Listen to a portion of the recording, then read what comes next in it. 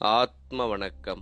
ஆத்மபிதா சுவாமி சிவானந்த பரமஹம்சர் அவர்கள் அருளிய மோக்ஷம். தன்னில் இருக்கின்ற ஜீவசக்தி பிரம்மரந்திரத்தை திறக்காமல் அத்துடன் சென்று முட்டி அதோ கதியாக வெளியில் போய் நசித்து போகின்றதால் தான் செத்து போகின்றது. அதனால் தன்னுடைய ஜீவசக்தியை வெளியில் விடாமல் தன்னுள்ளிலேயே மேல்கதியாக நடத்தி அந்த ஜீவனால் பிரம்மரந்திரத்தை தட்டி திறக்க வேண்டும். அவ்விதம் செய்து ஜீவன் பிரம்மரந்திரத்தில் லயித்து தானாகி தன்மயமாகி தீருகின்றதே மோக்ஷம்.